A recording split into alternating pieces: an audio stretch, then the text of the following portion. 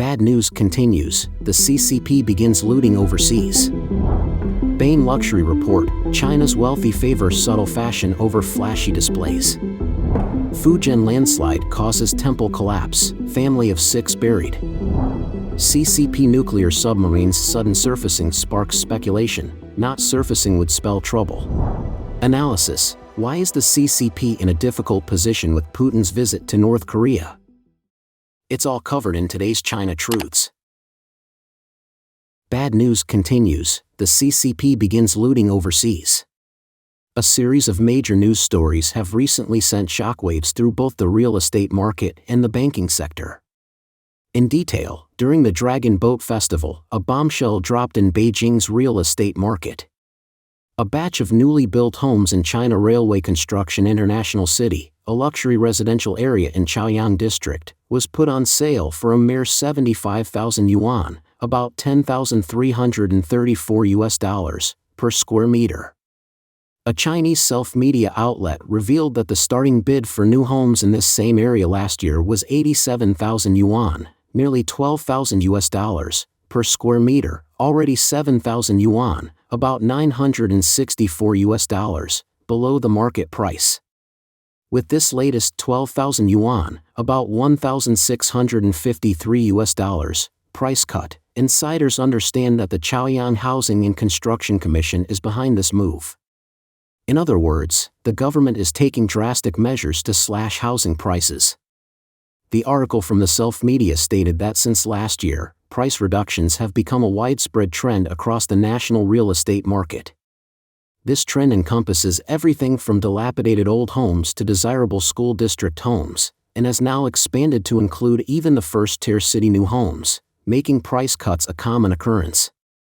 New homes in Beijing were considered the last stronghold of stability in the real estate market, but now even this stronghold is showing signs of weakening.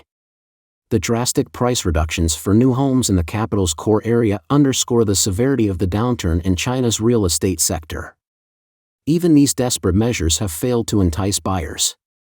The latest figures show that as of the end of May, there were 6.889 billion square meters of ongoing construction projects nationwide. However, the average monthly sales of commercial housing in the first 5 months of this year only reached 73.28 million square meters. At this rate, it would take roughly 8 years to clear the existing inventory. If local governments don't continue selling land and building new properties, their finances will crumble. Within the past 2 weeks, domestic media outlets have revealed that Tianjin Construction Engineering Group Corporation Limited, a state-owned company, began intermittently idling its workers. Furthermore, the Shudao Group, a subsidiary of the well-regarded Sichuan Urban Investment Company, has sent all its employees home to wait.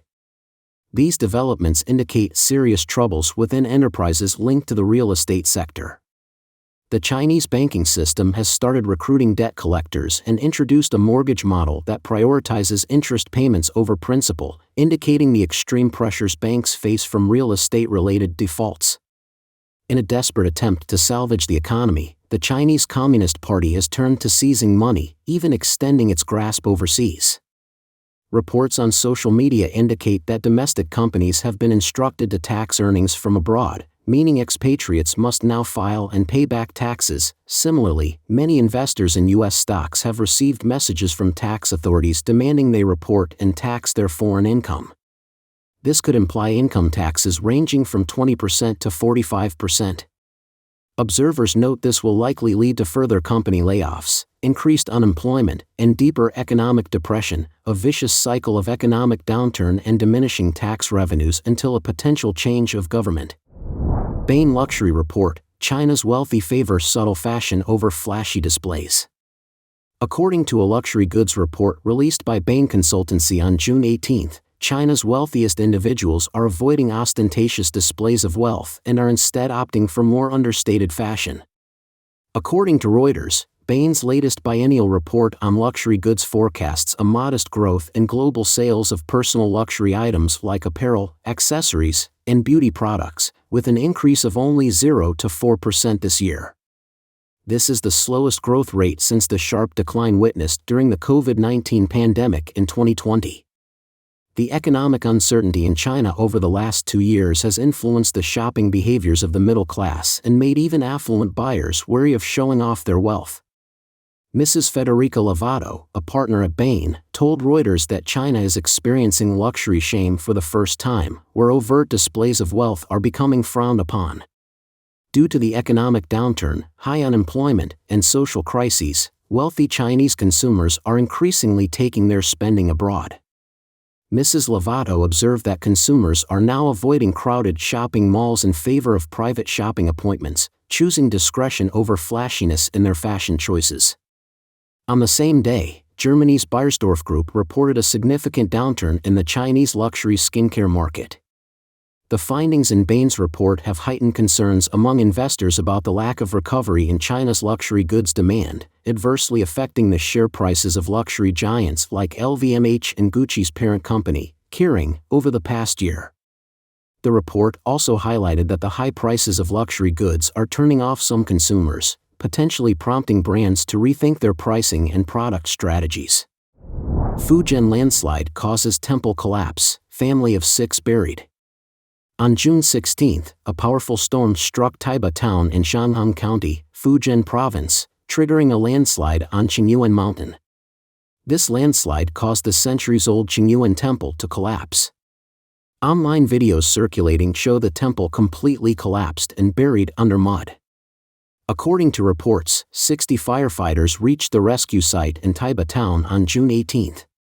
With the roads blocked, the use of large rescue machinery was impossible, forcing rescuers to conduct their search for the trapped villagers manually. On the afternoon of June 18, a local informed Red Star News that 6 individuals, including elderly and children, who were inside the temple seeking shelter from the rain, did not survive. Shanghang Integrated Media reported that on June 16, Shanghang County experienced continuous heavy rainfall, with 11 townships recording more than 250 millimeters of rainfall, and 15 townships reporting 24-hour rainfall totals exceeding historical records. The water levels in local rivers surged to 3.78 meters above the alert level. The storms caused landslides throughout Shanghang County, leading to flooded streets and homes, washed out roads, and disrupted communication services. CCP Nuclear Submarin Sudden surfacing sparks speculation, not surfacing would spell trouble. On June 18, a report by Taiwan's Liberty Times described an incident in which fishermen from Penghu Island were shocked to see a submarine surface near them in the middle of the Taiwan Strait around 5 a.m. as they ventured out to sea. The fishermen observed the Chinese submarine at 24 degrees north latitude and 118 degrees 22 minutes east longitude, located west of the midline of the Taiwan Strait. The submarine emerged from a depth of 45 meters, making it visible to the naked eye, although the specific model was not identifiable. The report also noted that shortly thereafter, a ship resembling a warship came to assist and swiftly moved toward China. The submarine did not dive again, suggesting it likely experienced a malfunction. Military aficionados and experts assess that this vessel is likely a Chinese Type 094 nuclear-powered ballistic missile submarine. This model was designed by the China Shipbuilding Industry Corporation and constructed by the Bohai Shipbuilding Heavy Industry Company, Limited, Bohai Shipyard. A piece from the WeChat public account Sky Power assessed that, based on photographs from the scene, the submarine that surfaced was a Type 094A strategic nuclear submarine of the Chinese military, equipped to carry the JL-2A submarine-launched intercontinental ballistic missile. Addressing the emergence of the Chinese nuclear submarine in the Taiwan Strait, Taiwan's Minister of National Defense, Wellington Koo, commented before a legislative session on June 18 that the Ministry of National Defense had monitored the situation through various measures, though he mentioned that it was not suitable to disclose the specifics of these monitoring methods at that time. When queried about whether the submarine's model and intent had been determined, Wellington Koo replied that those details were being temporarily withheld. Former Taiwanese legislator Guojing Liang remarked that the submarine, originating from the Bashi Channel and destined for the Liaoning base, opted to pass through the Taiwan Strait as it was the safest route and avoided the eastern coast, which is densely monitored by the U.S. military. Scholars from Taiwan's Ministry of National Defense think tank and former commanders of the Taiwanese Navy fleet conveyed to the Central News Agency that the Taiwan Strait is mostly about 60 meters deep, whereas submarines typically require operating depths of 50 to 100 meters. The shallow waters of the strait do not favor submarine operations. The submarine likely had to surface due to a malfunction or other unforeseen factors. Liu Lixi, a former lieutenant commander in Taiwan's Navy, told Voice of America that in keeping with standard procedures of the Chinese military, the submarine might have left the submarine base at Yaolong Bay in Sanya, Hainan, bound for the Qingdao Naval Base to start joint exercises with the Northern Theater Command Navy, or it could have been en route to the Bohai shipyard for routine maintenance or significant repairs. Liu Lixi reasoned that the submarine chose to surface in the Taiwan Strait because the shallow waters there hinder concealment. By navigating on the surface, it could use the ambient noise and mask the acoustic signature of its propellers, thus evading detection by the Taiwanese Navy. In response to some military enthusiasts' speculations that the Chinese nuclear submarine surfaced due to a malfunction, Zhang Jing, a senior researcher at the China Strategic Society in Taipei, considered this unlikely. He speculated that the most plausible scenario was that the submarine was undergoing a test for navigating shallow waters. Taiwan's Minister of National Defense, Wellington Koo, emphasized that in response to China's ongoing military provocations, gray zone threats, and cognitive warfare, Taiwan must remain alert and manage the situation in the strait calmly and without panic. The Taiwanese government would not instigate incidents, and he also urged China not to act as an instigator of trouble. Analysis: why is the CCP in a difficult position with Putin's visit to North Korea? Amid the ongoing, intense conflict between Russia and Ukraine, Russian President Vladimir Putin visited North Korea on June 18 and 19, igniting discussions across global media platforms. These developments are causing unease within the Chinese Communist Party. A double-edged sword for the CCP. Putin and Kim Jong-un have united out of mutual interest. Putin requires North Korean artillery supplies to support his military endeavors in Ukraine. In return, Kim Jong-un seeks to lessen his country's isolation by supplying artillery and also aims to secure food aid to stabilize North Korea's economic conditions. Furthermore, North Korea might receive advanced technologies from Russia in the fields of ballistics and satellite development. An additional advantage for Kim Jong-un is the diversification of his alliances, as North Korea has historically been concerned about over-reliance on the CCP. According to French newspaper Le Monde, this scenario poses a double-edged sword for the CCP. It alleviates Beijing's obligation to shield a turbulent North Korea internationally, and also reduces the necessity for Beijing to provide substantial materials and food to ensure North Korea's survival. The CCP views North Korea as a crucial strategic buffer zone between China and South Korea. Maintaining this buffer is in Beijing's interest, particularly as there is a significant U.S. military base in South Korea, located only 400 kilometers from the Chinese border. North Korea's continuous missile tests in recent years have drawn international criticism. Those involved in shaping China's strategic policies now view North Korea, the only nation with a mutual defense agreement with the CCP, as increasingly burdensome. Yet, as the CCP grows more concerned about strengthened cooperation between the US, Japan, and South Korea, it emphasizes North Korea's role as a buffer zone. The CCP frequently labels the alliance between the US, Japan, and South Korea as an anti-China, anti-communist NATO.